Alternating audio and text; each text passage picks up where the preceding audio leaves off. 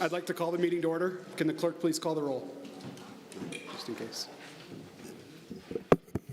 Mayor Kaufman. Mayor Pro Tim Gardner. Here. Councilmember Bergen. Councilmember Coombs. Present. Councilmember Drinsky. Here. Councilmember Lawson. Here. Councilmember Marcano. Present. Councilmember Medina. 6:30. Here. Councilmember Murillo. Present. Councilmember Stenberg. Here. And Councilmember Zvonek. Here. There's a quorum.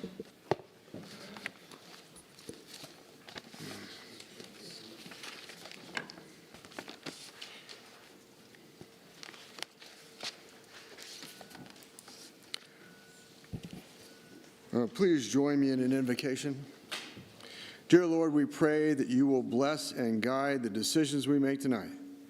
We pray for your wisdom and clarity of thought for everybody in the council chamber this evening. And we pray that you will bless our city with thriving industry, ample education opportunities, and sound government. Amen. Please join me in the Pledge of Allegiance. I pledge allegiance to the flag of the United States of America and to the republic for which it stands, one nation, under God, indivisible, with liberty and justice for all.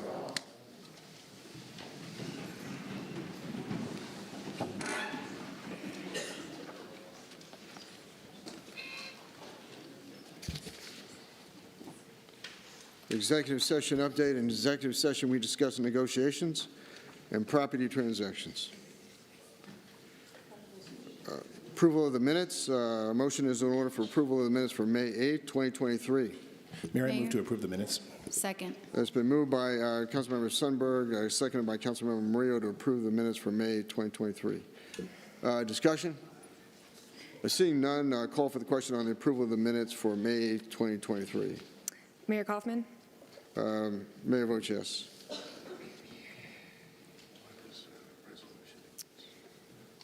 Councilmember Lawson and Coombs. Yes. Yes. The motion passes to adopt the May 8th, 2023 council meeting minutes.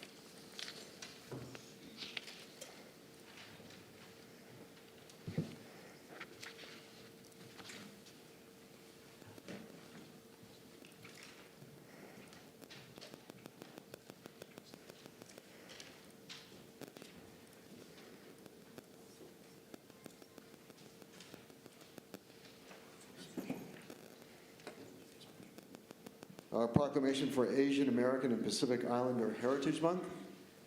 Is there anybody here to receive it? Very well.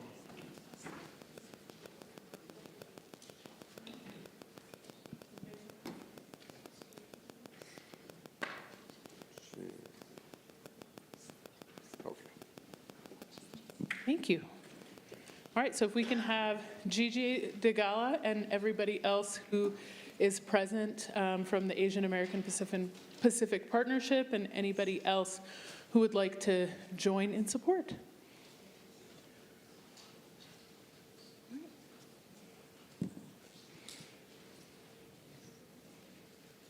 Thank you so much for joining us this evening. Whereas Asian Americans and Pacific Islanders represent 6.5% of Aurora's community, and their values and commitment to family and community have helped shape and strengthen the cultural fabric of Aurora. They speak many languages, honor countless traditions, and practice different faiths. And whereas celebrated annually in May, Asian American and Pacific Islander, AAPI, Heritage Month honors the immigration of the first Japanese residents to the United States in 1843 and Chinese laborers who worked on the Transcontinental Railroad, seeks to recognize the culture and contributions of Aurorans who trace their ancestry to Asia and the Pacific Islands. And whereas in Aurora's vastly diverse community, Asian Americans and Pacific Islanders enrich its culture from many fields of expertise, including education, business, science, technology, government, sports, and the arts. And we especially honor those AAPI who have protected the cause of freedom by serving in our armed forces. These brave individuals set a powerful example for all Americans. And Whereas during the month of May, we acknowledge the extra determination and perseverance AAPI individuals have put forth to be heard and seen due to a history of inequality and systemic injustices. Considering the recent increase in bias-motivated crimes nationally, the City of Aurora strongly denounces these incidents and encourages our city to work together to strengthen our AAPI communities. And whereas, as we celebrate Asian American and Pacific Islander Heritage Month, we honor all those in the AAPI community who have striven for a brighter future for the next generation, and invite Aurorans to embrace the diversity that enriches our community and to ensure all Aurorans have an equal chance to thrive and succeed. Now, therefore, I, Mike Kaufman, Mayor of the City of Aurora, Colorado, do hereby proclaim the month of May 2023 as Asian American and Pacific Islander Heritage Month. In witness whereof, I have hereunto set my hand and caused the seal of the City of Aurora, Colorado, to be fixed this first day of May 2023. Would you like to say a few words? Sure. So my name is Gigi Digala, and I'm the current co-chair of the Aurora Asian Pacific Community Partnership, and I'm really grateful for the city for partnering with us, especially with Min Soo Song, who is also now our new city co-chair from the Office of International and Immigration Affairs. So for the past 30 years, this partnership has been working together with the community, being a bridge and a connector between communities and resources, between groups and individuals, all towards achieving our mission of really creating and maintaining a high quality of life for the AANHPI residents and businesses of Aurora. We are so grateful, Mayor and council members, for honoring and celebrating us, and also just because it helps us to know that we matter, we are heard, and that we make a difference. Congratulations.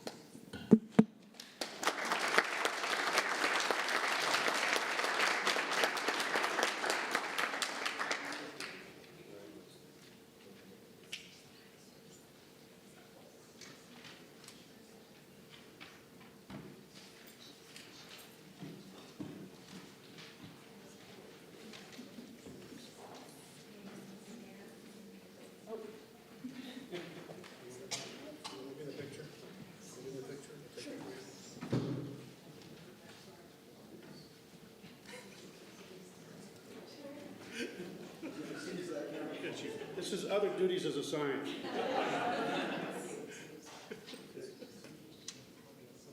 Look great.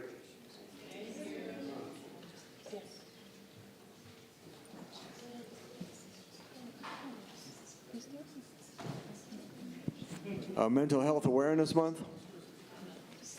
Please come on down.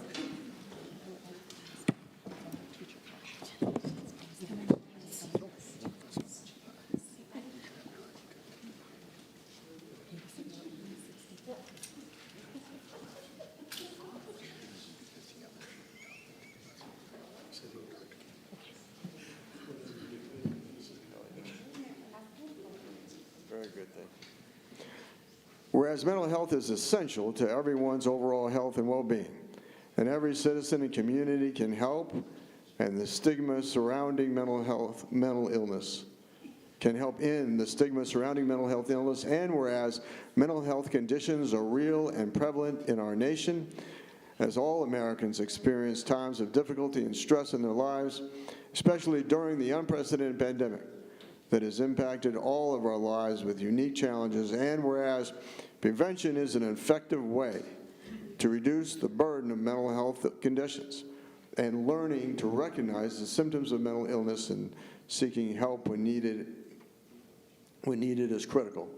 And whereas with effective treatment, those individuals with mental health and other chronic health conditions can recover and lead full, productive lives, and whereas every business, school, government agency, healthcare provider, organization, and citizen shares the burden of mental health problems and has a responsibility to promote mental wellness and support prevention efforts, and whereas Mental Health Awareness Month is an opportunity to increase public understanding and the impact Excuse me. And the impact, because we have some other health concerns here tonight, I don't know. And the impact of mental health and to promote the identification and treatment of mental illness.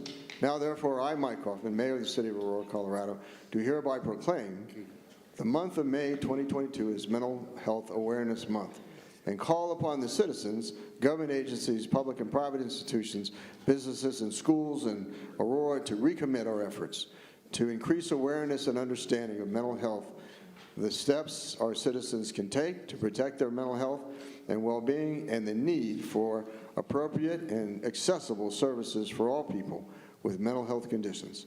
In witness whereof, I have hereunto set my hand and caused the seal of the City of Aurora, Colorado to be affixed this 22nd day of May 2023. Mike Kaufman, Mayor, Aurora, Colorado. Kelly, you have some words for us? Thank you, Mayor Kaufman. Thank you to Aurora City Council for acknowledging that May is Mental Health Awareness Month. This is an important month. I think if we reflect even back on the last 5 years, we know how much is changing with stigma. We're not there yet, but we're getting to the point where it's okay to talk about our mental health and it's okay to ask for help. And those are some of the changes that are going not only on in our community and across our nation, but across the world as we begin to normalize this as a part of who we are as individuals going through life. There are times we're doing okay, and there are times we're not, and when we're not, it's okay to ask for help. 1 in 4 struggle with an episode of depression sometime in their life. 15% of veterans are asking for mental health care. 30+% of our youth and young adults are accessing care for mental health treatment. These are big numbers, and all of us as communities are here to rise to that challenge to help. But first, we got to talk about it. And so let's start talking about it, and today is a great example of that, so thank you. Thank you. Thanks. Thanks, everyone. Thank you.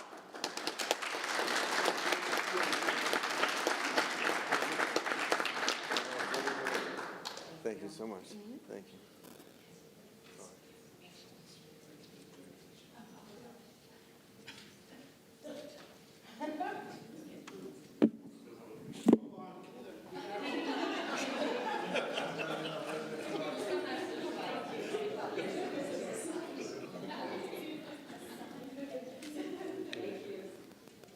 We'll go a little closer.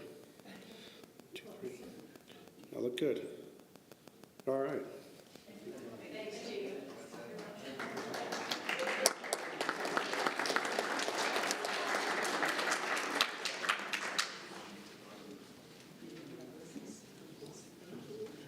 Councilmember Jurinsky.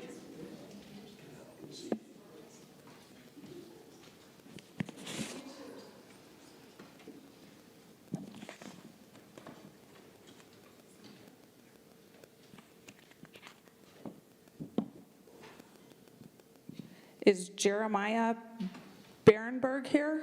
Yeah, come on down.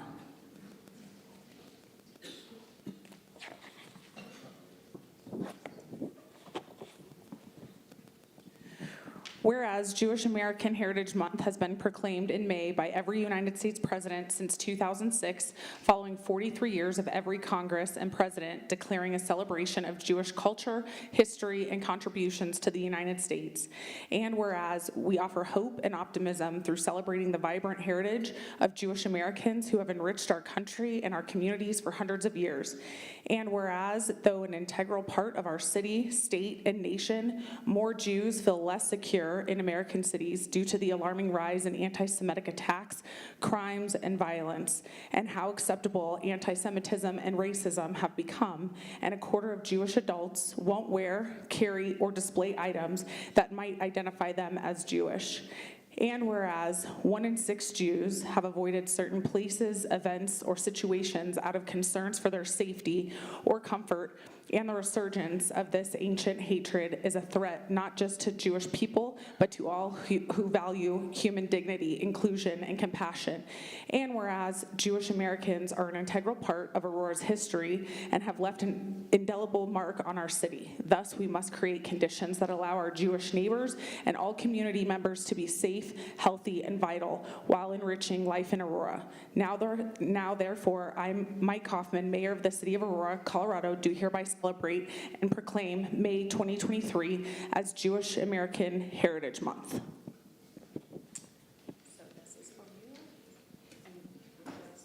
Thank you. Mr. Mayor, nice to see you again. Thank you so much. And thank you to the council for this honor and privilege. I'm Jeremiah Berenberg. I serve on the board of directors of American Jewish Committee, AJC. We're a national and global advocacy and bridge building organization.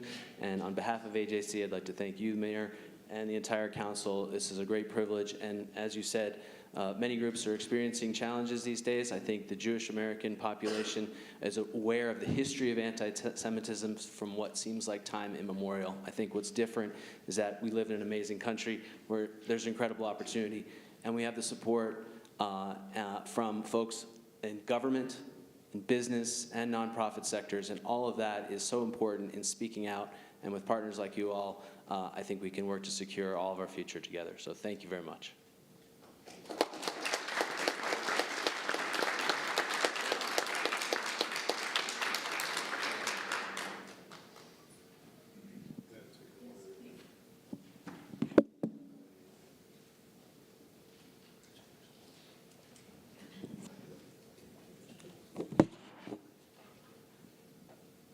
Veterans Affairs Commission.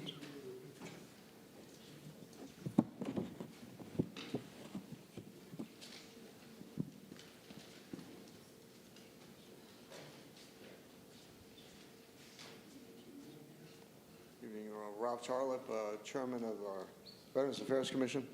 Whereas on May 11th, 1950, Congress approved by a joint resolution that the President issue a proclamation calling on the people of the United States to observe each Memorial Day as a day of prayer for immutable peace. And whereas the President has declared that a period on the day he designated when the people of the United States might unite in prayer and recognize in their own way the national moment of remembrance, and whereas our nation endures and flourishes because of the piety of our servicemen and women who from years and generations have been accountable for our national security for over 2 centuries. And whereas the city of Aurora is home to the Colorado Freedom Memorial, dedicated to honoring all Colorado veterans killed in action since statehood. And whereas the city of Aurora would like to enhance the observation of Memorial Day as a time to remember and appreciate Aurora's military service members for their devotion to duty, which has sustained our country and kept safe our heritage as a free people and a free society. Now, therefore, I, Mike Hoffman, Mayor of the City of Aurora, Colorado, do hereby proclaim May 29, 2023 at 3 p.m. local time as Memorial Day Minute of Silence, and encourage the residents of Aurora to pause for a minute of silence to honor, reflect, and remember the precious lives lost while in service to the nation. In witness whereof, I have hereunto set my hand and caused the seal of the City of Aurora, Colorado to be affixed this 19th day of May 2023. Mike Hoffman, Mayor, Aurora, Colorado. Thank you. Thank you, Mayor, Council, for recognizing Memorial Day. America has lost 1.4 million people in wars since its founding, and this is the day and the moment on Monday of next week to remember all of them. We hope you will join us for that moment of silence. Thank you.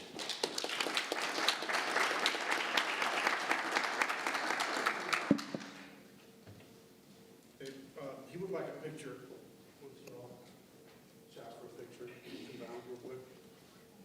Come on, don't act shy now. You're the one that asked for it. Let's go. We've got a long meeting today. Here we go. We asked for it. I'm sorry. Since Ryan doesn't want to do his job, I'll do it for him. That's okay.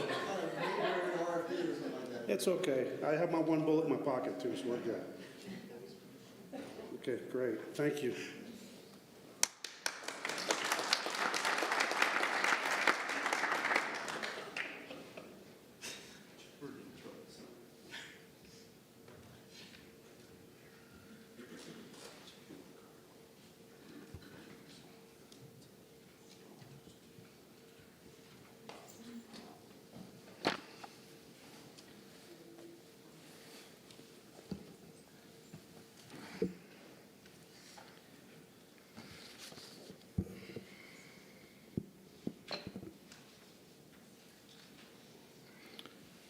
Public invited to be heard. Mayor, I would like to make a motion just to extend, just by a few minutes, for a couple, I have some students here from Central High School that they're coming here to speak before council, and there's additional couple that went over the limit, but I would like to ask if we could extend that for a couple extra minutes outside the 60-minute limit.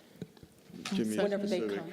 yeah, to just extend, we have 1, 2, 3, 4, 5 students, and I think we were just extended by two extra So people, extend by 6 minutes. 6 minutes. Okay, 6 minutes. Is there any objection?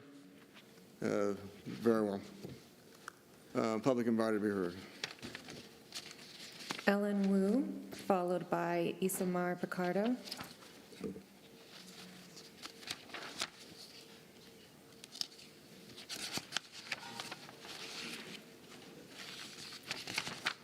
I am a constituent. I vote. I'm using my First Amendment rights to speak. I'm using my voice to be heard and to be acknowledged. I am standing here to be seen, to be acknowledged.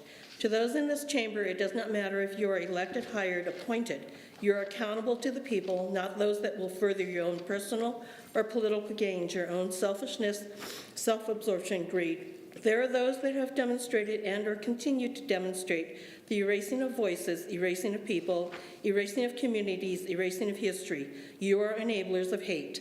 Per the Asian American Foundation Status Index Report 2023, findings from Status over the last 3 years show that we cannot attribute the anti-Asian sentiment in our country to political rhetoric and the COVID pandemic alone. Racism against AAPIs is deeply embedded in American history, culture, and institutions and continues to be on the rise. 1 in 2 Asian Americans report feeling unsafe in the U.S. due to the race and ethnicity.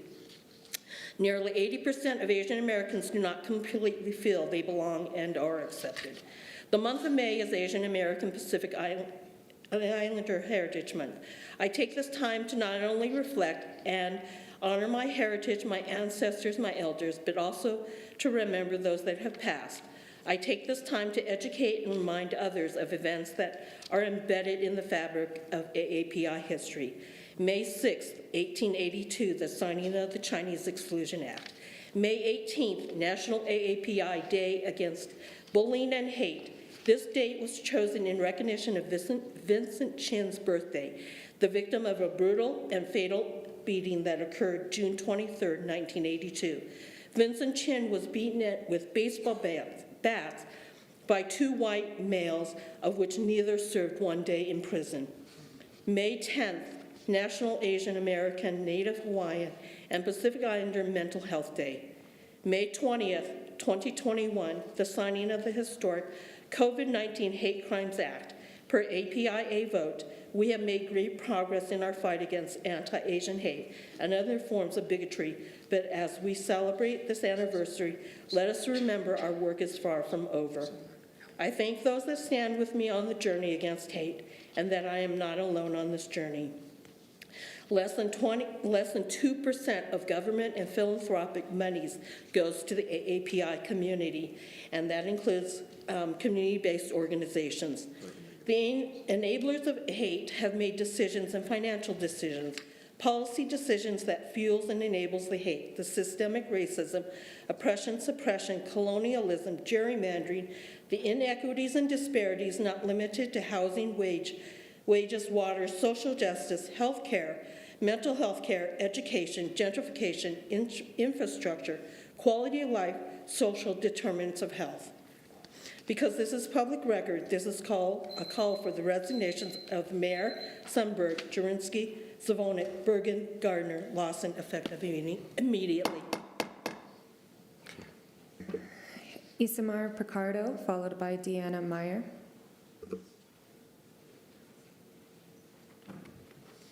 Good evening. My name is Isamar Pichardo. I am an Aurora resident leading the Prairie Dog Ordinance that has received so much pushback. We have been working on this ordinance for 1 year in collaboration with concerned citizens, wildlife experts, and Prairie Protection Colorado. I am disappointed on the lack of transparency of the process, the pushback we have received, and the additional steps that have been added out of nowhere. I am shocked how some city council members and planning staff have been so supported and defend the interests of developers. And this is just a reminder that you are here to represent your constituents, not developers.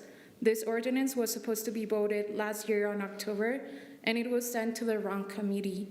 We thought the final vote was today, but not to our surprise. Last Friday, we were informed that it had to go first to Planning and Zoning Committee that meets this Wednesday, but the ordinance is not even on the agenda. So how much longer will you continue pushing this back? I request that the ordinance is heard this Wednesday in the Planning and Zoning Committee, and I urge you to vote yes when the ordinance gets voted on. We are exhausted on seeing colonies bulldoze and killed with horrible chemicals. If you have any questions about the ordinance or prairie dogs, please reach out to us. Thank you for your time. Deanna Meyer, followed by Paula Boltz. Hello, my name is Deanna Meyer, and I am the Executive Director of Prairie Protection. I'm here this evening because the Council was scheduled to be voting on an ordinance that would alleviate some of the suffering that developers force on wildlife communities and Aurora residents when they destroy beloved habitat and cause the painful deaths of prairie dogs, coyotes, foxes, owls, raptors, and many other species through cruel and inhumane poisons. We have been working with local advocates and council members since October to get this enacted, hoping we would be able to save prairie dogs in Aurora since land is currently available for relocations. We have been met with one roadblock after another, and this ordinance has been pushed back at every opportunity. At the last minute, we were told that this needs to go through the Planning and Zoning Commission and that this commission won't be addressing the ordinance until mid-July. I am asking all of you to advocate for addressing this topic at the meeting this coming Wednesday, and that you include our organization so we can answer questions you have regarding this ordinance and relocations. We have listened to prior sessions, and many statements are being made about prairie dogs and the purpose of this ordinance that are not factual. Over the past few years, hundreds of Aurora residents have reached out to our organization about prairie dog colonies that were being destroyed in front of their eyes and replaced with one development after another. They are always shocked that it is legal to poison and destroy wildlife habitat of a keystone species. And yes, these animals are keystone, meaning you can't have healthy shortgrass prairies without them. Obviously, you can have Starbucks, Walmart, low-income housing, and concrete, but not a healthy environment. Some members of this council have shown us that they prioritize developments over the environment and their own constituents. We understand that it is the developer that financially backs some of your campaigns, but it is the constituents that you are supposed to be protecting. You would not ask a developer what their thoughts are on water quality issues or electrical codes or limits on harmful chemicals. Requirements are put into place to ensure that things are done in the right way to protect people and the environment. Passing this ordinance is the morally responsible action for this council to take on behalf of their constituents. If land is available to move prairie dogs, developers have a responsibility to have them moved. If there isn't land to move them to, they should not be using poisons that cruelly kill these animals while your constituents are forced to watch their sufferings.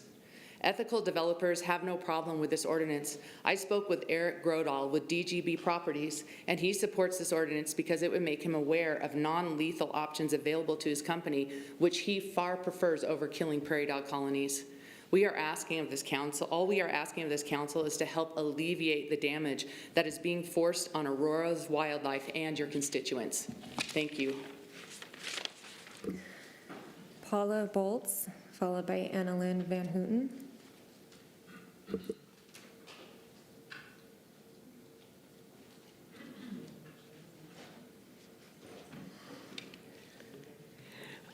My name is Paula Bolts. I'm an Aurora resident. I'm speaking in regard to the ordinance regarding prairie dogs.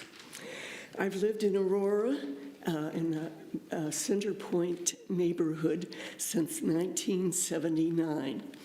When I first moved here, I enjoyed seeing herds of antelope near my home and also many other wildlife, including prairie dogs. I enjoyed watching the prairie dogs and learning about them, and I learned that they were sentient beings who are very intelligent, having a language of their own with which they communicate with each other, and have intricate underground houses. I've been involved in many successful relocations, one of which was on the land where this building now stands. I've been working to help prairie dogs off and on through the years, and this is my very first time. This is the very first time that this city has come up with an ordinance that in any way acknowledges the value of this keystone species and has intention of protecting them. And I congratulate you on being the council that's putting this ordinance forward and considering these animals. It is at least a start, this ordinance, in acknowledging the value of these animals on whom so many other animals depend for their existence. Thank you for having the sensitivity and the foresight to try to work out a positive outcome for all concerned. Thank you. Annalyn Van Houten, followed by Ellen Belef.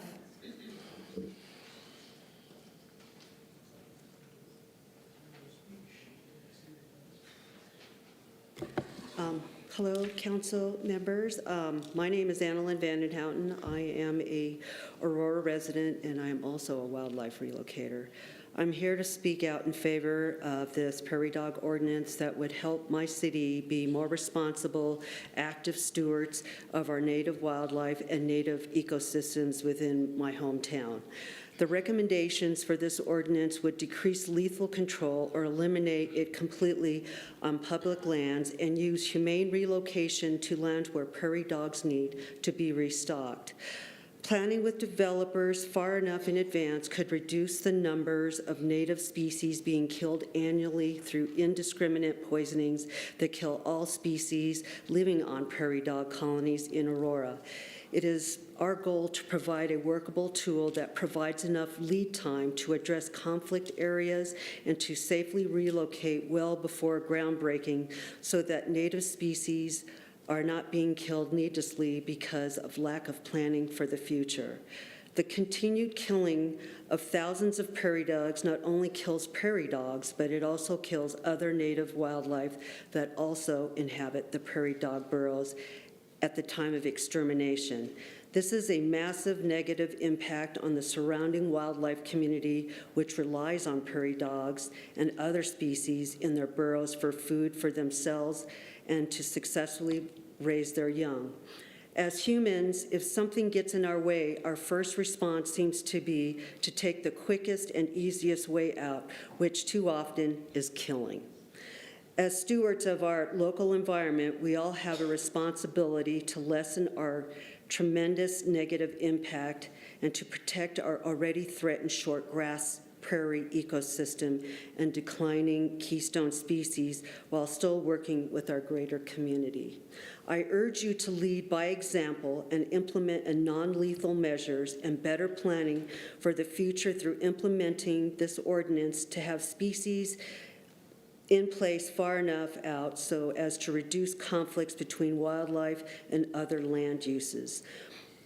By leaving behind the knee-jerk killing response, we will be able to more fully respond in a thoughtful and environmentally responsible manner for the future of our native wildlife and ecosystems. This ordinance would provide a better response time and more possibilities toward being a leader in environmental stewardship instead of continuing with killings to satisfy the never satisfied lust for easy, quick fixes instead of thoughtful, responsible stewardship plans that preserve native species. We all have a role to play in sustaining our native ecosystems for the future.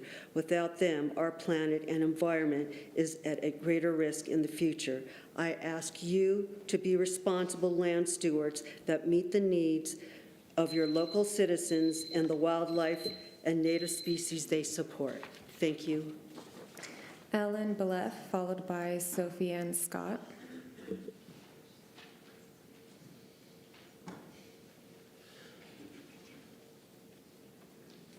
Hello, my name is Ellen Beleff, and I'm a 27-year resident of Aurora, and I live in Center Point, which is right over here. I'm here to speak in support of the prairie dog ordinance, and I personally have relocated prairie dogs as a volunteer at many different places to include the land in which this building is built and also where the police department is built.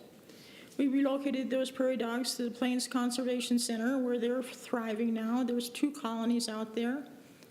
Something that I was glad to see that is addressed in the ordinance is the discontinuing of lethal poisoning. Some of the poisons that are commonly used cause internal hemorrhage. And I've witnessed prairie dogs that are bleeding from all orifices because of that. It's a long, painful death, and nothing deserves that kind of suffering. So I'm really glad that you would support going forward with this ordinance. Thank you. Sophie Ann Scott, followed by Michaela Heinerman.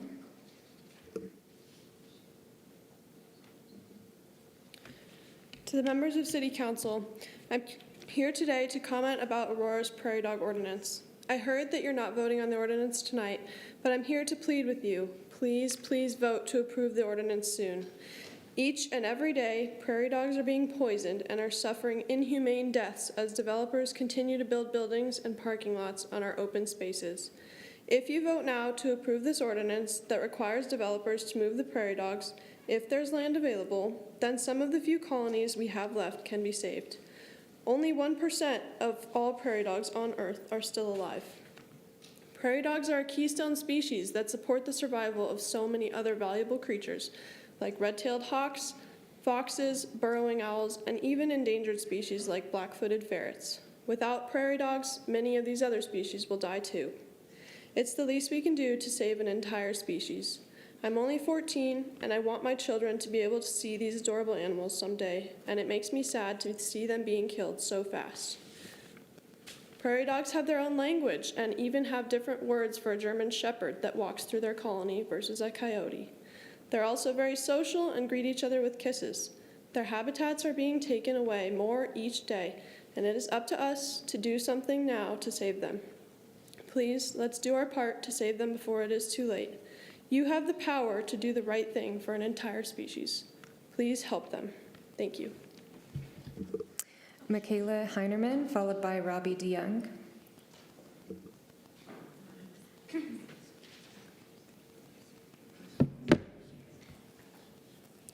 Hello.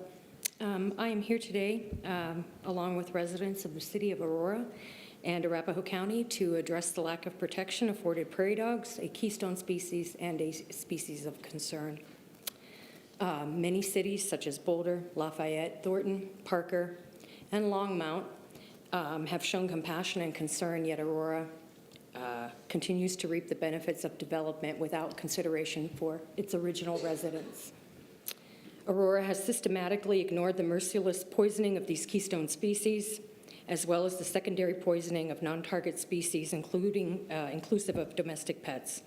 Some of you were elected because you said you cared about the natural community, yet you turn a blind eye to the harmful poisons used to kill these native species. Poisons such as second-generation anticoagulant rodenticides, commonly used in Aurora under the brand name of Caput or Rosol, When prairie dogs are poisoned via second-generation anticoagulant rodenticides, such as known as SARS, it's not just the prairie dogs hemorrhaging to death that suffer. It is also non-target species, hawks, eagles, coyotes, bobcats, foxes, domestic pets. Birds of prey don't linger very long. Death comes quickly, but in animals such as foxes, coyotes, bobcats, even domestic pets, they suffer longer. These poisons build up in their systems, leaving them immunocompromised and susceptible to things such as mange, the mite that causes mange. It is a proven fact that rodenticide poisoning and mange go hand in hand, and I'm sure all of you have heard about mangy coyotes and foxes here in Aurora. So, aluminum phosphide is another poison commonly used in Aurora that this ordinance would actually end use of, which would be wonderful. It is commonly used to kill prairie dogs. In the U.S., children have died due to aluminum phosphide poisoning. I'm asking you to support the ordinance. I'm also asking you to get it on the next planning and development agenda. These delays are harmful to the community. The proposed prairie dog ordinance not only provides protection to the prairie dogs and the 180 plus species that depend on them, but also for domestic pets and your constituents, right? So it calls for relocation, which is highly successful, and it's not via vacuums, so some of you had questions about that, when land is available, and humane euthanasia via carbon monoxide when not. Your treatment of our wild community members has not gone unnoticed. It is time to stop this indifference and cruelty. It is time to make this community safer for your constituents, their children, and their pets. I am asking you to ensure that the prairie dog ordinance is on the next agenda. No more excuses, no more delays, no more killing. Thank you. Robbie DeYoung, followed by Amy Heller.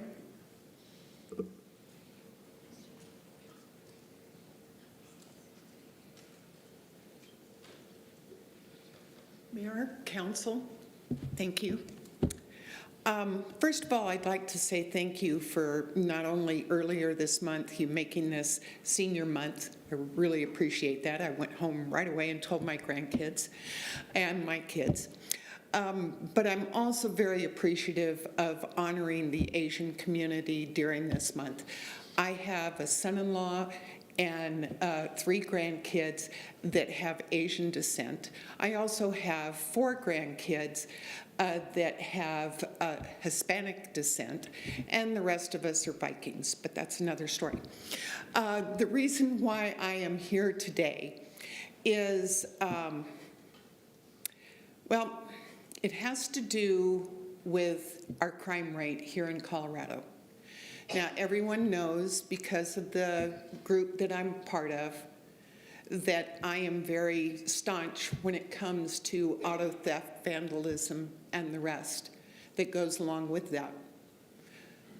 But Colorado is also known for being in the top 20 of the following categories: mental health, homelessness, our ability to live without, it's too expensive to live here. It's just far too expensive to live here. And that hurts a majority of the community.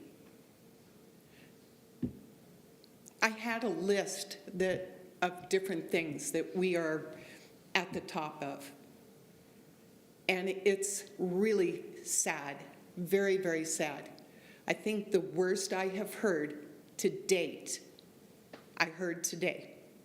We are not just #1 in the nation, but if we were rated on a national, worldwide level, we are #1 in overdoses. #1 in overdoses. We can do better than this. Most people wonder why I even stay here with all of the problems that I see on a daily basis. Well, I'm here to fight for Colorado. I'm here to fight to make this the state that it used to be. It used to be, but we have had some leadership over the last 10 years plus that has caused a lot of this out of control crime that is going on. But to hear that we are #1 in the world for overdoses, that's sad. And I know that you guys only have so much power, but you have a voice, and you can get that voice out and let it be heard. Thank you. Amy Heller, followed by Claudine Newman.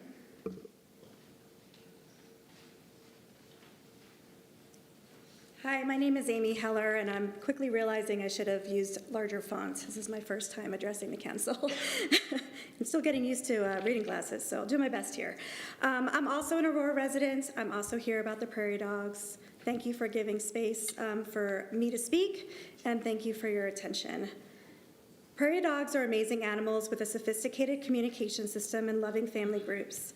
They build complex homes underground and are a keystone species because their colonies create habitat that benefit approximately 150 other species. They are also an important food source for many animals. Prairie dogs even help aerate and fertilize the soil, allowing a greater diversity of plants to thrive. Destroying their habitats has a ripple effect that impacts the health of our ecosystem, which impacts the health of our world. The ripple effect is even greater when poisons are used. My guess is many of you already know how important they are for our ecosystem. If not, I encourage you to research the importance of keystone species. How many of you are parents? Can you see the connection between you and your children and a prairie dog or other animal and his or her babies?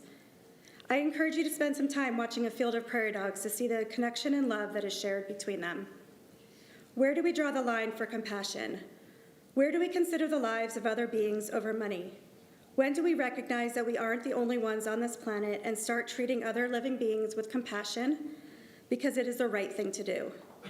When do we recognize that wild animals love their young just like human parents? When do we go from reading cute animal books to kids or reading them to kids to blatantly torturing animals and washing our hands of the cruelty? Prairie dogs are living, breathing animals with emotions, feelings, and the right to live on this planet.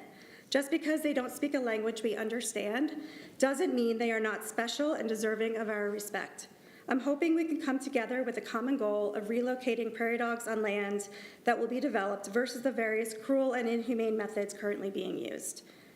When a developer is working to build on a parcel of land, there are things that need to be done so the building project is responsible. There are expenses and responsibilities that come with things that we buy. I urge you to hold developers responsible for the land that they are using and to require them to work with the appropriate people to humanely relocate prairie dogs prior to destroying their homes. I hope that you can dig deeply and find the compassion you would want for your pets and families and extend that to prairie dogs. And I hope that you recognize the importance of a healthy ecosystem and world. Thank you for your time. Claudine Newman, followed by Kenneth Ramsey.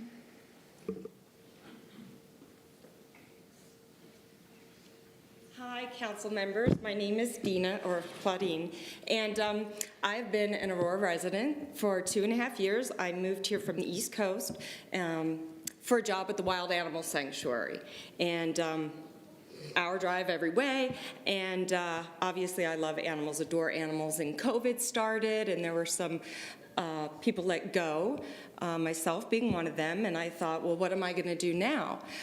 Every day I got to see these beautiful animals, but they were caged because of all sorts of things that humans have done to them. And so I decided to get a job at DoorDash.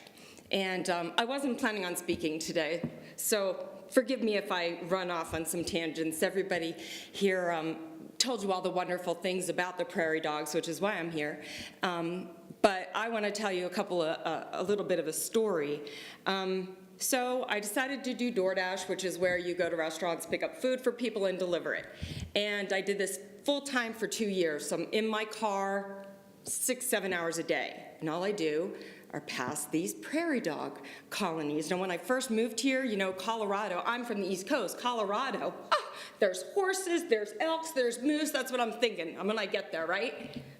Okay.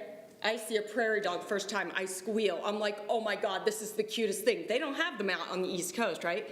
So still waiting for all these elk and these moose, and so I see all these prairie dogs now, and I'm driving past these colonies every day, and I am like, these are just the cutest things ever. Everybody has to adore these. This is Colorado. This is what it is now. I don't even know if it's our state animal, but anyway, so then all of a sudden, I start noticing these colonies.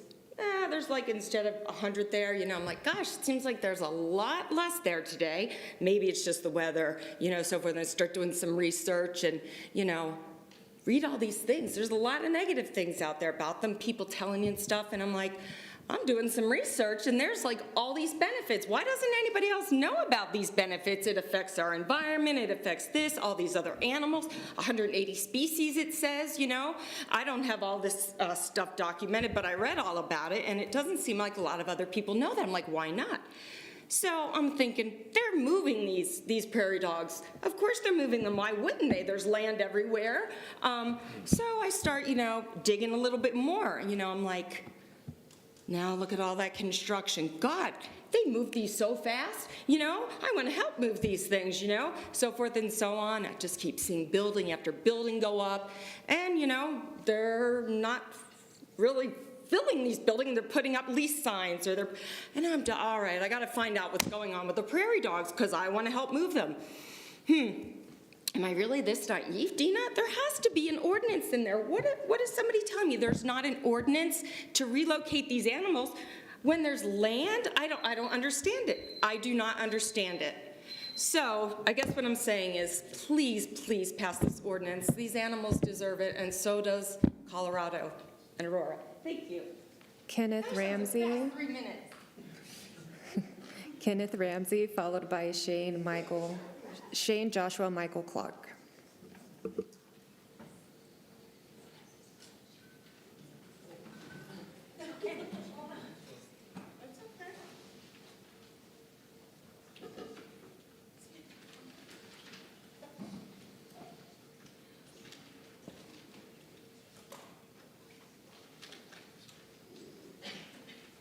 Hello, my name is Kenneth Ramsey. I live at 3862 Elm Avenue, Parker, Colorado.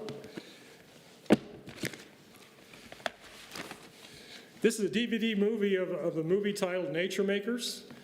This movie and some of the work done, this movie reviews some of the work done to save the humpback chub fish, the sandhill crane bird, and my favorite, the prairie dogs, a necessary keystone species.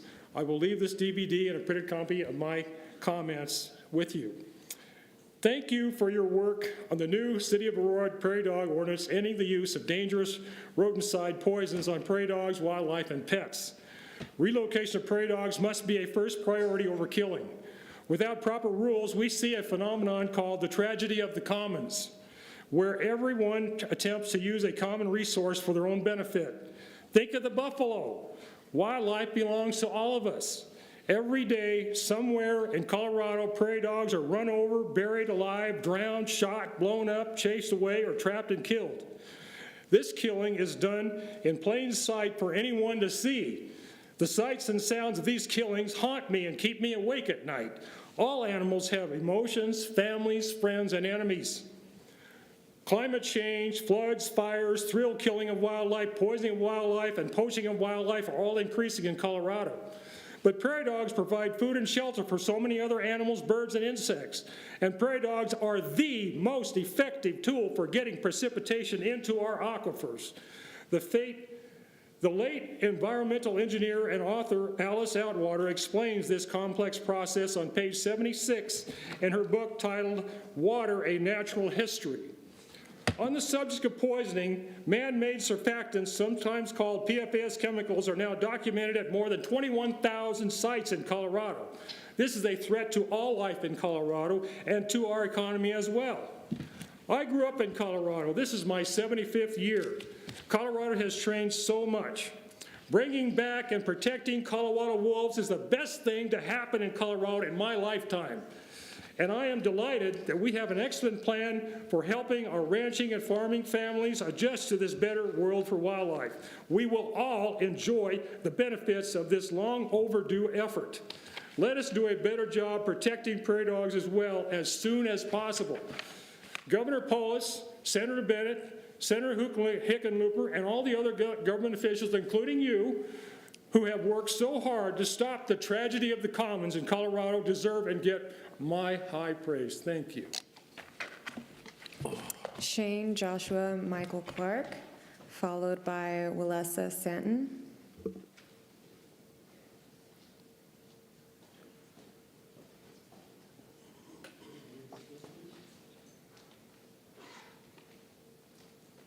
Council, I'm here to speak today about a residency called 15650 East Alameda Parkway. It is known as Path Residency. I am in fear of my life at this place. I have been chronically homeless, and this is supposed to be a place that you are relieved from stresses of being homeless and drug addiction. I have paperwork here stating about complaints of a gas-like substance that was being released from my house. Yet we do not have gas anywhere in our house that is supposed to be doing so. So I continued to do investigations of what that might be. And I noticed that my thermostat was always running at 74 degrees. Upon more speculation and studying, I found out that sulfuric trioxide in its alpha is at 70 degrees. I would lose consciousness, tightening in my stomach. I would puke. After my complaints, there was nothing done, which was May of the 4th. After I continued to complain after plugging wall sockets, which is ridiculous that there's air coming out of my wall sockets, they decided to send the fire department. The interesting thing about this fire department coming, there was no tests done anywhere in the facility. Yet I still keep complaining and I'm being unheard, and I don't appreciate it because there's other residents that are inside of this building. This is a place that is supposed to help homelessness, which is very chronically bad in this state itself. So I'm asking the council to do something about this building and what's really going on in there. The devices that I have proof of have also been altered when I lost consciousness, which I find very interesting, and now I have to keep my devices on me 24/7. I hope that my statements here are heard today, not only by me, but other people who are present that bear care and concern for the humans of this city. Thank you. Willessa Santon. Katie, could I get his information, his contact information? Yes. Thank you.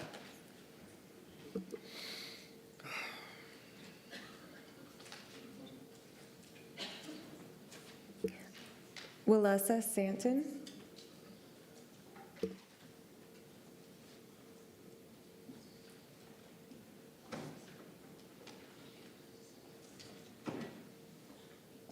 Hi. As you can tell, I'm not Miss Express. I told you I'd be back. I live in the same apartment buildings that Shane does. The only difference is the supportive service director started calling human services to have my child taken in 2020, 6 months after I moved in. She accused me of kicking my child in the middle of the parking lot for no apparent reason other than me being frustrated about my transportation situation. I had multiple investigations, and they walked away. She called her friend, Michelle Dossie, by the way, because she also used to work for Human Services and still has access to trails, and she made sure that an investigation was done. She was frustrated because that investigator, not just her, but another one, realized I'm a good mother. I'm not perfect.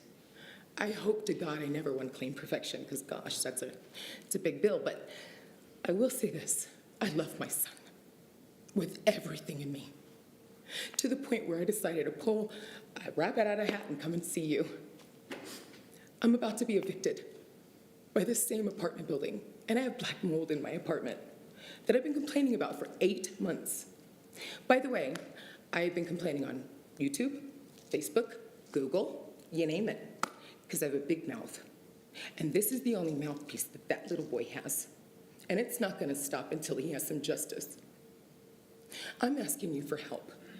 This is an illegal eviction. They're saying that I owe them $75 for rent. Well, by the way, I haven't had income for about a little over a year because my son's been gone and I've been focused on him. I literally haven't worked. I haven't done anything but worry about my lupus and my kid. How is it I owe you $75? How is it that I have black mold in my apartment? How is it I have caulking and weathering issues? All the way to the roof of the building, by the way. These people are taking advantage of their station. They treat us like we're their slaves. They add a 10 on a 2 to the lease. They know that we have mental health issues. They know this. They know I've been trafficked. And gaslighting is something that I've had to fight through. And they intentionally gaslight mentally ill and struggling people. I'm blessed to be this strong. But I'll tell you this, since my son's been gone, I've tried to commit suicide 3 times. Thank God I didn't get to do it, but what if I wasn't as strong? There have been 8 deaths in this building since it's been open. 8 people that don't get to go home to their families. There's a little girl right now that lost her mom and her stepdad. 2 people, 1 apartment. How is this possible, I ask? How is it possible that all of us came thinking so thankful we have a place to stay, that we're safe? I remember doing a video on my Facebook saying how thankful I was. Well, I take it all back because I want my son back and my life back. And if you want any proof, I have ample. Katie, could I get her contact information as well? Thank you.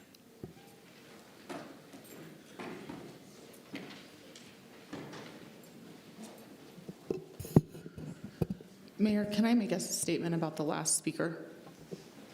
Can I say something? So I just want to come out and publicly speak for Walesa Stanton. The person that is evicting her is the same person that made the anonymous call to Arapahoe County Department of Human Services.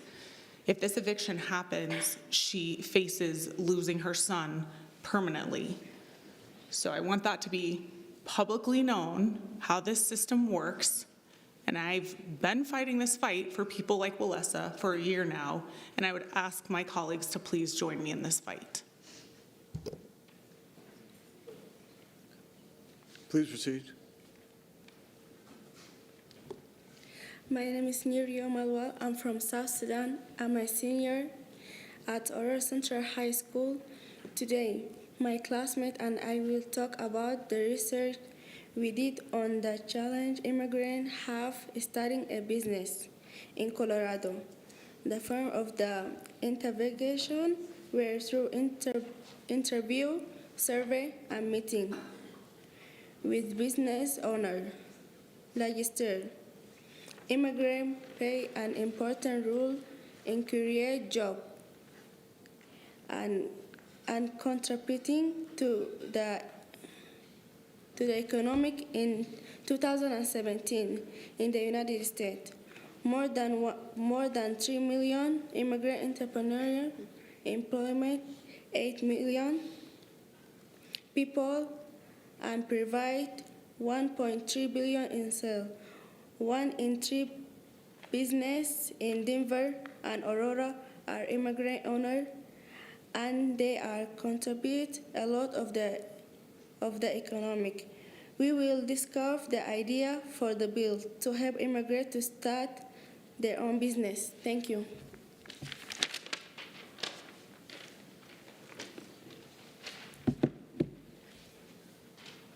My name is Fernanda Giron Dominguez. I am from Honduras. The research we conducted was through interviews, surveys, and meetings with business owners and legislators. We interviewed a variety of businesses, including beauty salons, restaurants, food trucks, grocery store, coffee shop, flooring companies, and gutter repairs and installation, to name a few by interviewing immigrants, business owners. We learned the most difficult challenge in starting a business. The challenge to start a business are knowing how to save money for what is necessary and also not having a well-done plan. Additional obstacles include not having the trust of customers, not having papers, and lack of support from the government and family and friends. Additionally, we conducted a survey of immigrants who own a business or want to start a business. In the survey, we learned about the biggest challenge to start a business, which are financial capital, business plan, and good location. Other barriers include no money, residency, language, lack of knowledge of the sector, and loans with too much interest. We conducted a research meeting with Representative Naquira Riggs and Maria Gonzalez, CEO of Adele Community Development. They told us the biggest problems were a plan and mentorship. In summary, the research showed us that the three biggest challenges for immigrants entrepreneurs are business plan, location, and money. Now we will discuss possible solutions to this challenge.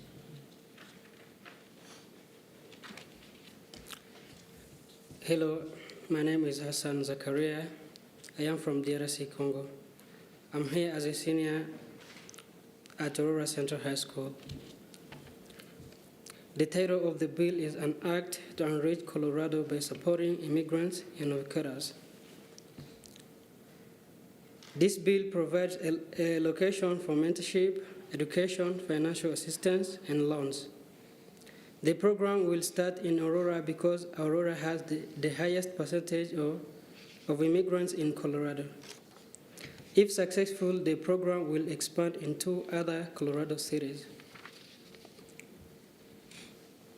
Investing in immigrants helps the city because increasing revenue for the city through taxes. Providing an incubator space for immigrants business will benefit the community by providing jobs. The program will benefit the city of Aurora by increasing new business formation. The program will provide free space for 5 food or retail, trucks, 2 bricks and mortar stores, and 1 training office space. Immigrants enrolled the program will have access to training, mentorship, a rent-free location, and help complying with state and local regulations. 10 of the revenue generated at the free location will be invested in the program and community. Thank you.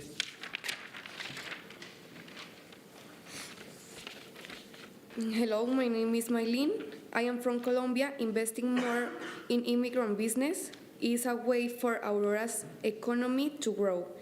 It will help immigrants have a stable job and pay more taxes to Aurora.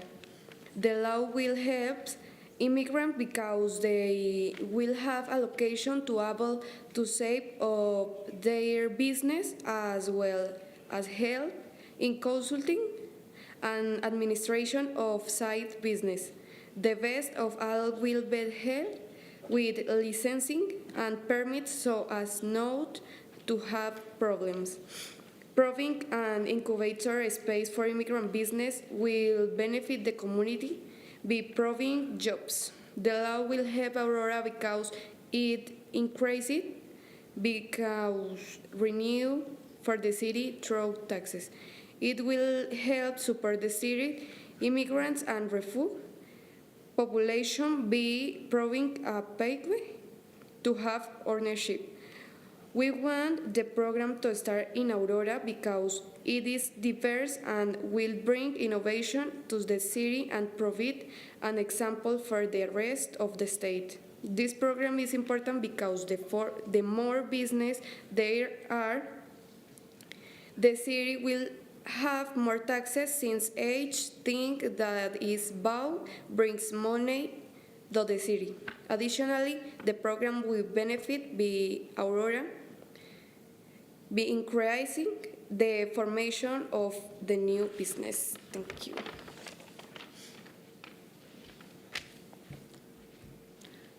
Hello, my name is Jemima Bisangamo. I'm from Burundi.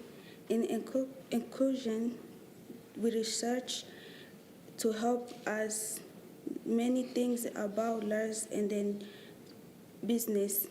This researching shows the business planning, money, and then good location are the big challenges to start a business. One solution is to prove a free location, including free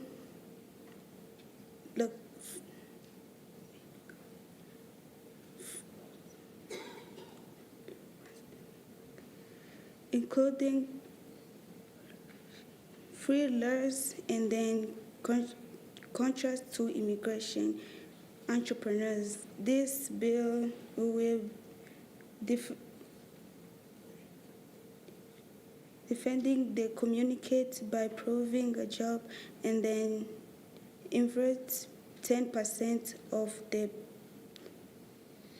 prof back in Aurora.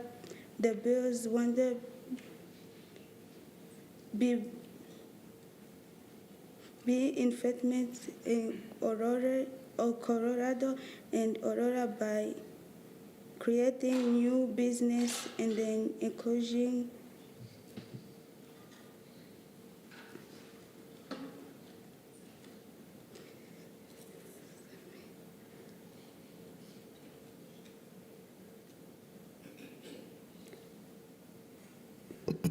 Hun, are you nervous? Do you want help reading that?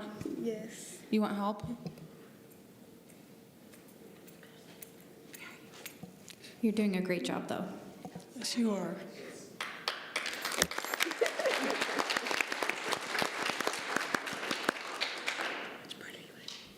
This one. We would like the city to collaborate with the state legislature to write a bill. We want the city to support the bill by proving free space for any incubator program in vacant property that the state owner but is not using. We should like to work with the small business development center to discover specific resources that we can assist immigrants and entrepreneurs. Thank you for your time.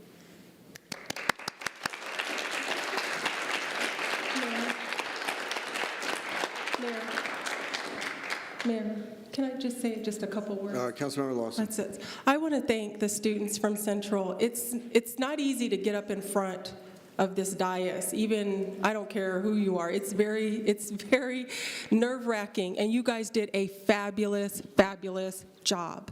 And so I want to say thank you. And I put, my council colleagues have your proposal, and I want to thank, the teacher, social science teacher, Nicole Reinhardt, for everything you've done in making this capstone project. I, like I said, have been committed to work with the students, and I'm so happy for you, and you guys did a fabulous job. And I'm glad that you came and testified in front of the council, and you did a fantastic job. And for that, I'm going to give you a standing an ovation because you did a fabulous job.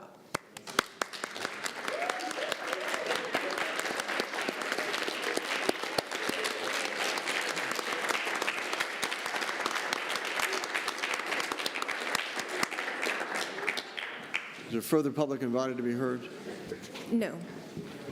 Mayor, can I ask for a Councilmember brief recess? The time is now 7:44. We will stand in recess until 7:55.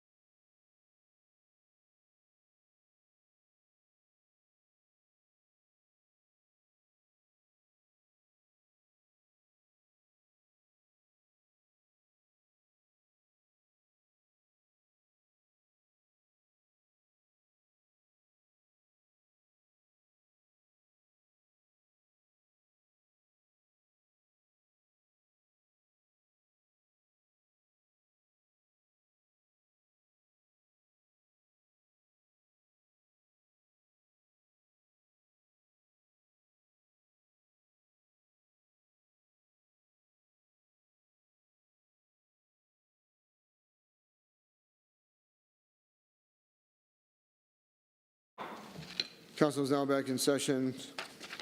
Motion is in order for the adoption of the agenda. Mayor, so moved. It's moved by Councilmember Coombs, seconded by Sundberg. Councilmember Sundberg on the adoption of the agenda. Discussion? Seeing no discussion, call for the question on the adoption of the agenda. Mayor Kaufman. The mayor votes yes.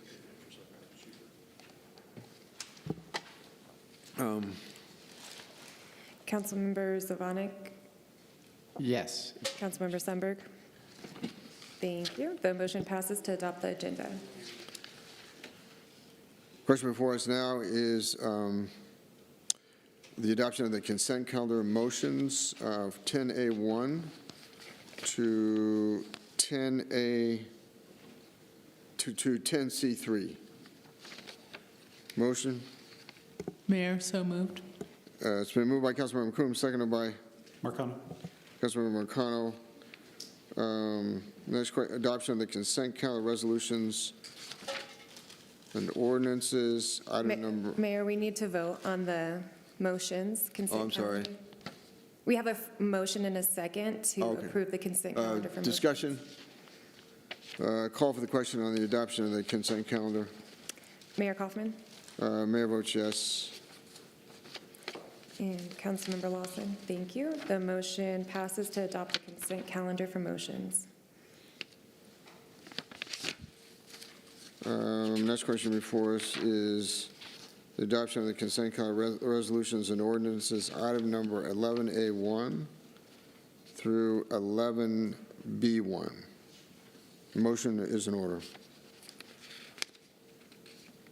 Mayor. Councilmember Marcano. So moved. We're moved by Councilmember Marcano, seconded by Sundberg. Councilmember Sundberg for the adoption of 11A1. I'm sorry. 11A1 through 11B1. 11A1 through 11B1. Discussion? Call for the question.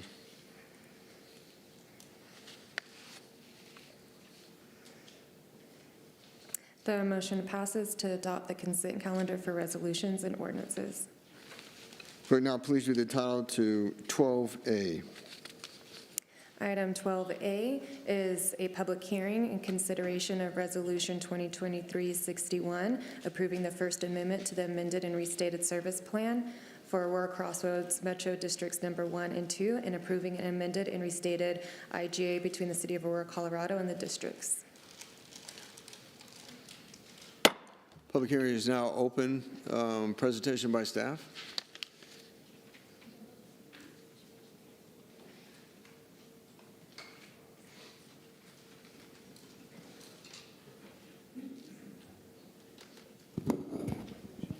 Katie, is anybody online on the WebEx?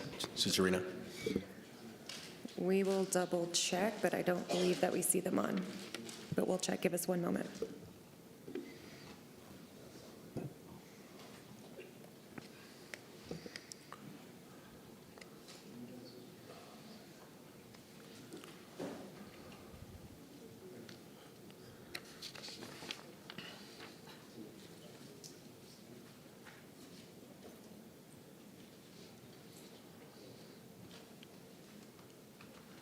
They are not on WebEx.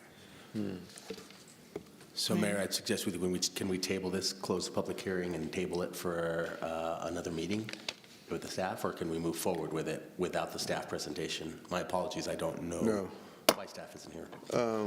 Public hearing is closed, and without objection. I'm sorry. Okay. Sorry. Okay. Public hearing is open. Reopen the public hearing.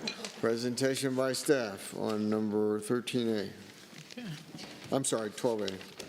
Sorry, Mayor and Council. So the Aurora Crossroads Metropolitan District, were approved in 2020. These districts serve the Crossroads development located approximately I-70 Gun Club Road, and this is entirely commercial property. So these districts are requesting to increase their debt issuance limitation from $45 million to $70 million to accommodate future bonding capacity. Is there anyone from the Metro District? I believe we do have counsel available.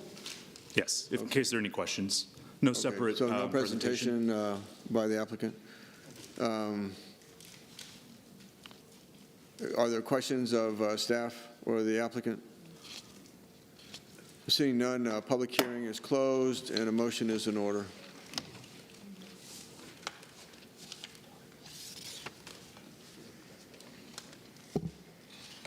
Mayor, Councilmember Coombs.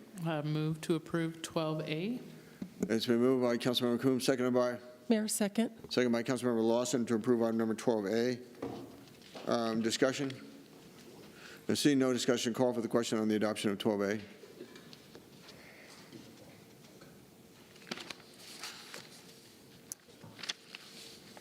The motion passes to adopt item 12A, Resolution 2023-61. Clerk, now please read the title to item number 13A.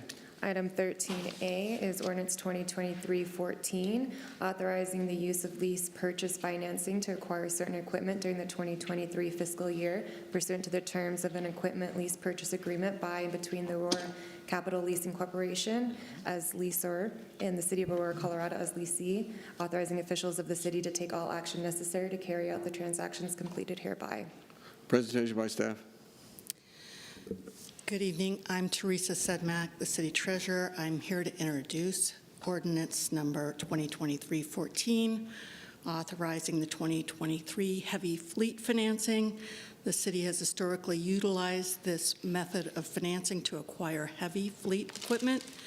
The advantages of financing of vehicles includes locking in current prices, avoiding possible cost inflation in the future, budget smoothing over the average life of the assets, and ownership of the vehicles at the end of the lease period.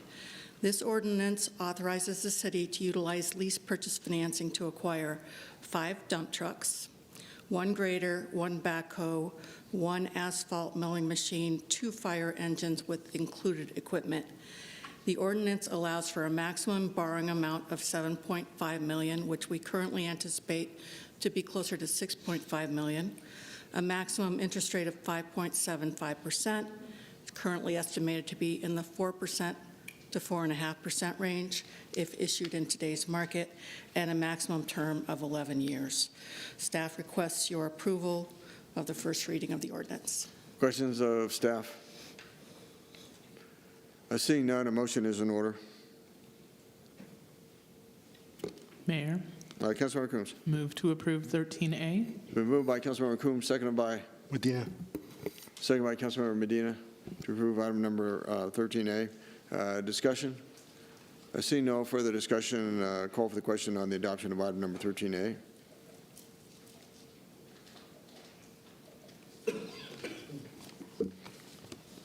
Councilmember Zvonik, thank you. The motion passes to adopt 13A, introduction of ordinance 2023-14. Thank you. But now please read the title to item number 13B. Item 13B is ordinance 2023-15, amending section 2020-567 and adding section 22-610 to the city code pertaining to human habitation of dwelling premises.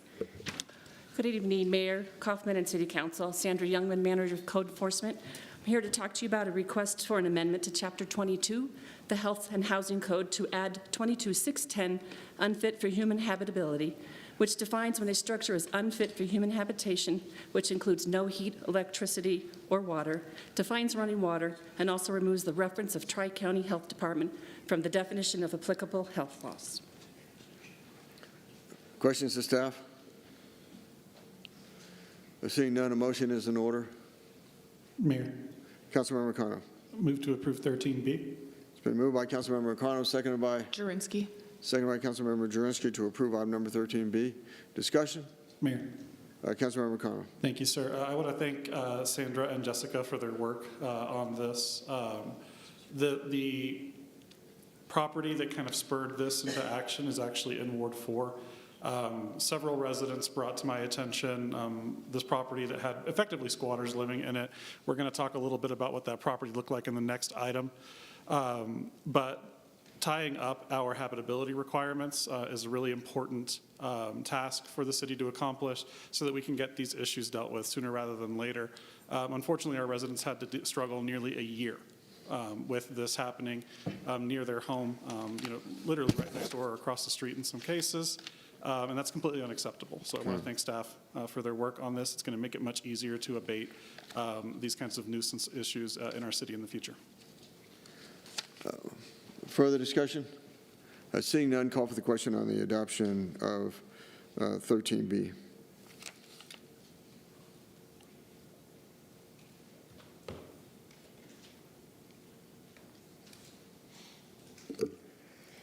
The motion passes to adopt item 13B, introduction of ordinance 2023-15. Will the clerk now please read the title to item number 13C? Item 13C is ordinance 2023-16, amending sections of the city code pertaining to urinating or defecating in a public place. Councilmember, is there staff? If Councilmember Drinsky, would you like to comment on this?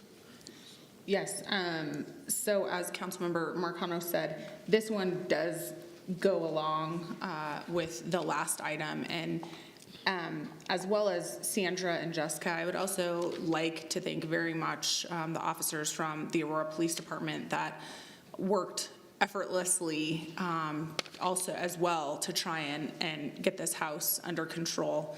And so I'll turn it over to Pete, and then I'm happy to take it back. Very well. Motion is in order. Oh, I'm sorry. Pete, go ahead. That's no problem, Mayor. Thank you, Councilmember Drinsky. Pete Schulte, Public Safety Client Manager, City Attorney's Office. Thank you, Mayor and Council. So what this ordinance does is it covers a situation that the Aurora police officers were facing when they would respond to houses where people were squatting in the house, but then they were using the area between the homes to go to the bathroom, urinating and defecating. And so what the issue was under the current disorderly conduct code in the city of Aurora, it states, without authorization, alters or befoul public property or the property of another as to create a hazardous, unhealthy, or physically offensive condition. It caused the officers to have to figure out, well, who is the owner of the property? So what this particular ordinance does is it actually removes that when we're talking about urinating or defecating in a public place.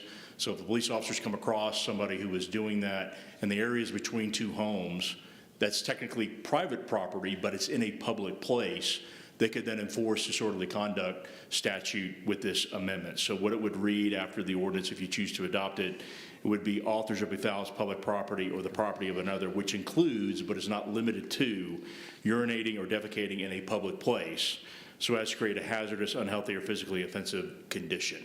And the definition of public place is a state term. It's as it's defined in CRS 18-1-901, of course, which may be amended by the General Assembly from time to time. And I also want to be clear that this is not for purposes of people who are experiencing homelessness. The disorderly conduct statute, as stated as it is today, would have covered that issue, and it's just not a priority. And Chief Acevedo is here from the police department to speak, but it's not a priority for the police department to be enforcing disorderly conduct in other public places as it's already written. So be happy to answer any questions. Further questions of staff? Seeing none, I did get a motion, right? It wasn't. Oh, no, okay. Motion is in order. Mayor, motion to approve item 13C. It's been moved by Councilmember Drinsky, seconded by Marcano. Councilmember Marcano to approve item number 13B. Discussion? Mayor. Councilmember Drinsky. Yeah, so just kind of for further explanation why these two go hand in hand, this was a home in Aurora in Ward 4 that an elderly lady ended up passing away in her home, and a family member of this woman left this woman dead in a sleeping bag for days in this home and moved in a whole bunch of transients, and there was heavy drug use. They obviously weren't paying any of the bills, so the water was shut off. That's why these go hand in hand. So once the water was shut off, these people were just going to the bathroom everywhere, in their neighbors' yards, in the front yard, and this is with children, you know, in the neighborhood riding their bikes, and the police's hands were pretty much tied to do anything about it. So I just wanted to offer that further explanation. Further discussion? Mayor. Councilmember O'Connell. Thank you, sir. And I just want to add that part of the issue that we were experiencing was code enforcement would run through their process. As the situations escalated at this property, there was a handoff to the Aurora Police Department, but we didn't really have law in our city code that would have allowed them to take more swift action. So that's part of why this is important, because it will allow us to deal with some of those underlying effects that were negatively impacting the community, as I'm sure you all can imagine. So moving forward, that will not be an issue. Further discussion? Seeing none, question before us is the adoption of 13C. Call for the question.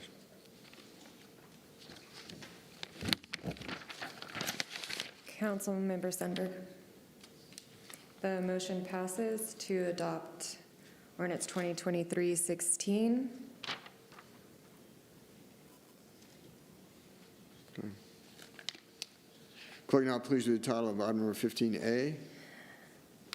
Item 15A is Resolution 2023-62, finding a petition for annexation of a certain parcel of land located in the south one half of the southwest quarter of the northwest quarter of Section 2, Township 6 South, Range 66 west of the 6th Principal Meridian, County of Douglas, State of Colorado, to be in substantial compliance with Section 3112-1071 CRS and giving a notice of a public hearing on the proposed annexation. Presentation by staff.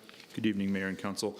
This item before you is a resolution finding this petition for annexation to be in substantial compliance. This is a 20-acre parcel located generally northeast of 470 and Parker Road. The proposed resolution finds that this proposed annexation meets substantial compliance with state statute and provides a notice of public hearing on the proposed annexation.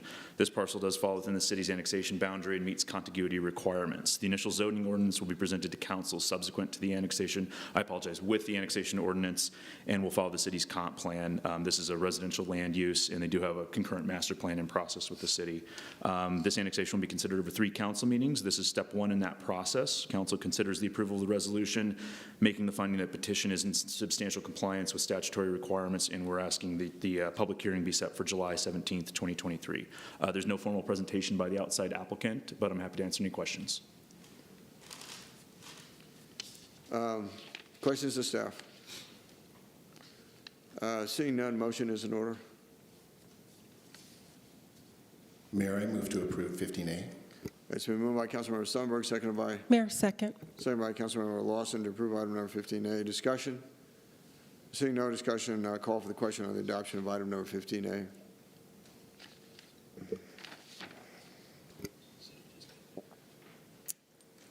Councilmember Zvonek.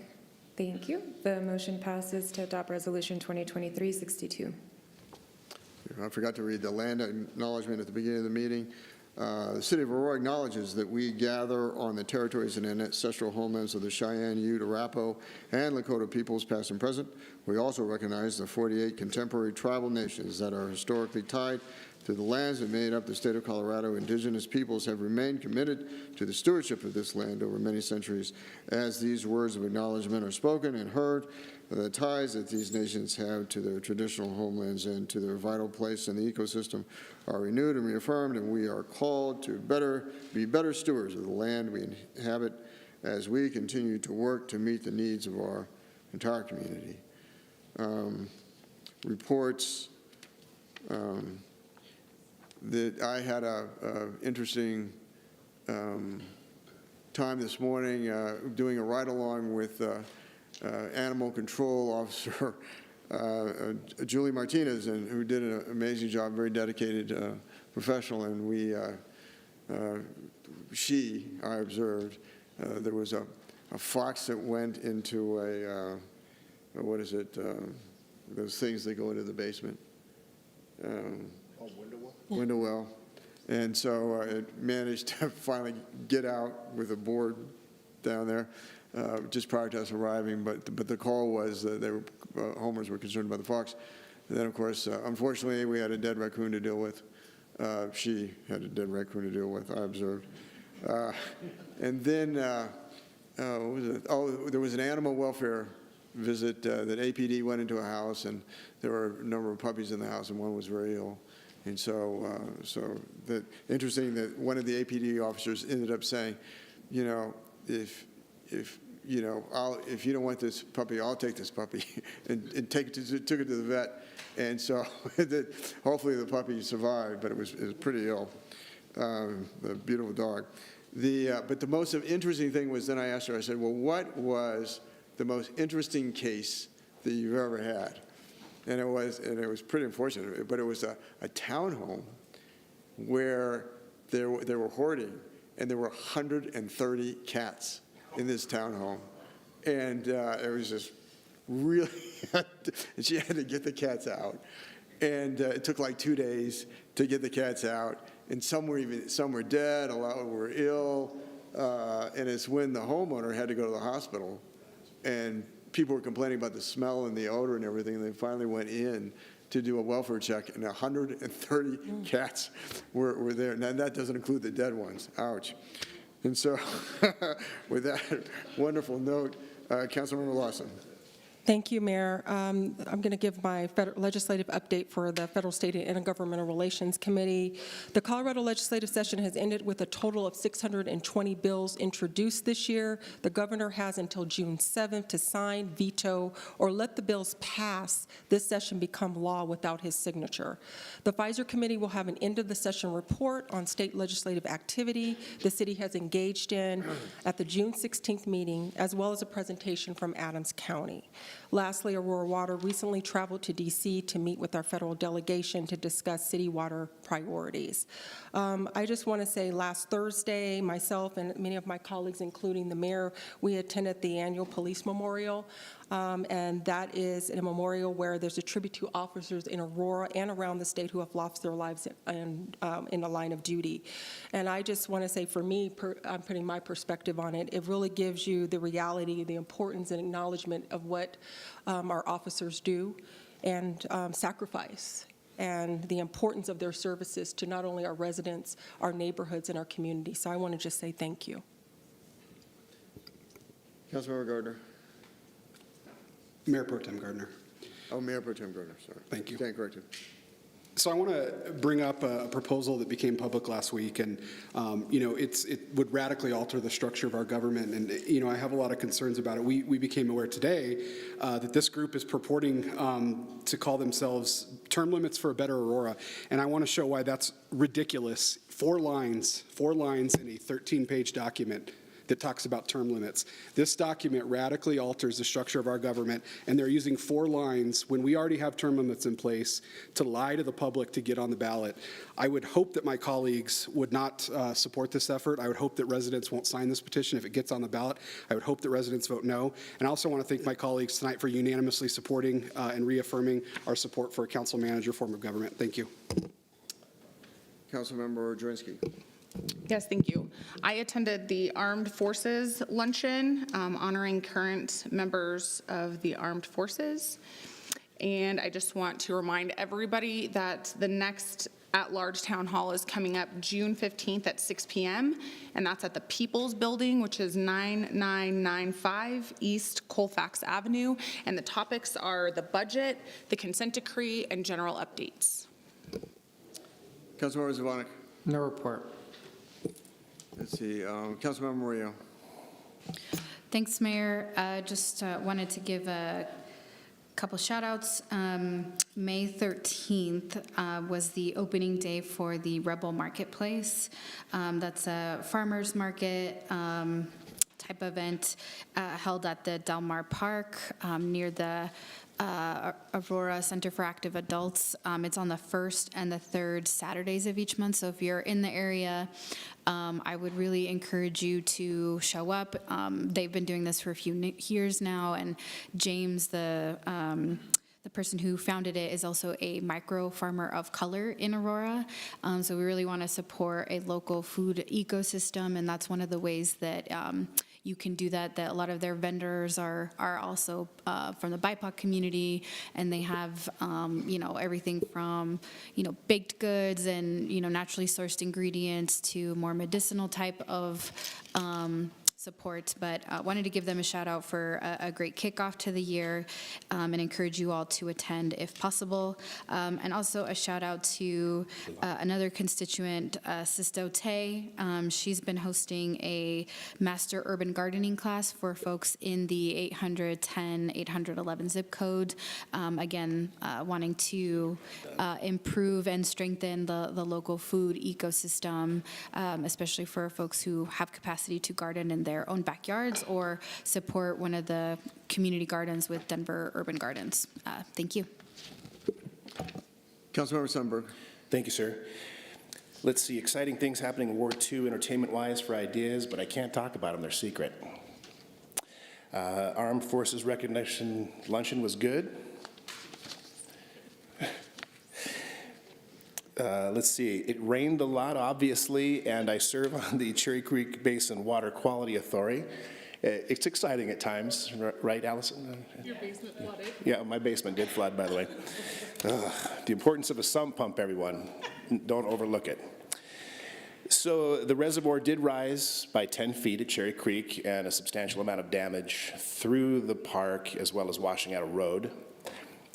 Let's see. Despite Councilmember Jurinski's lack of optimism, our reservoirs are only at 55% in the mountains, so the drought does persist.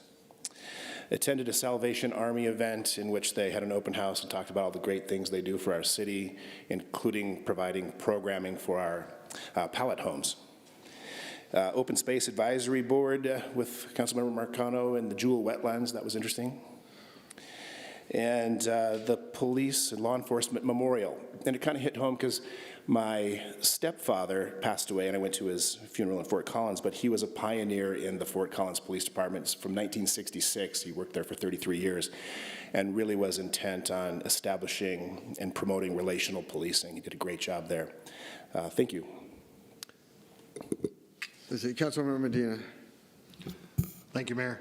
The only thing I have is my next council meeting will be Wednesday, June 7th at 6:30 at the Active Adult Center, and we'll have the planning department come out, talk about the development that's happening over at Center Point and some other developments happening in our ward. Thank you.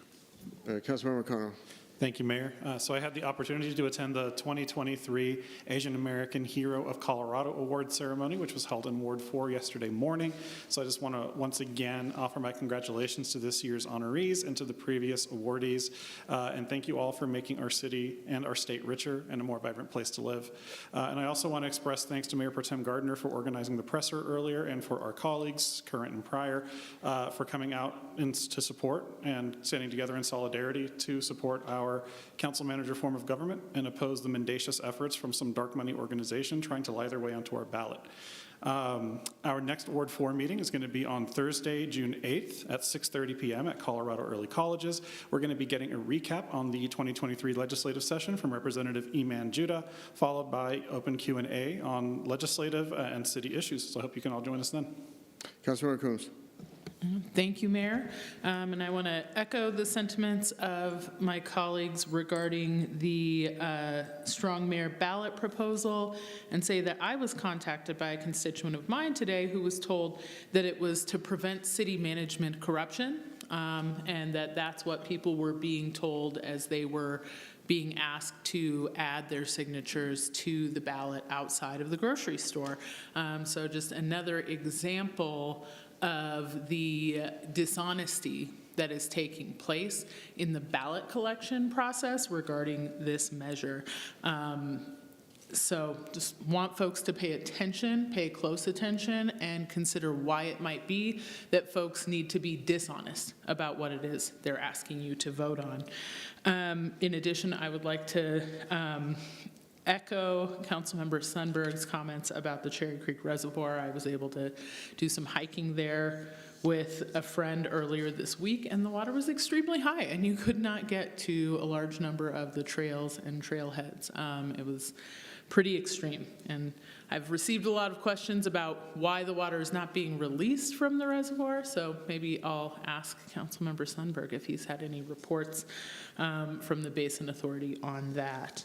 In addition, we did have both of my town halls, my quarterly Saturday town hall this last Saturday, as well as my regular monthly town hall.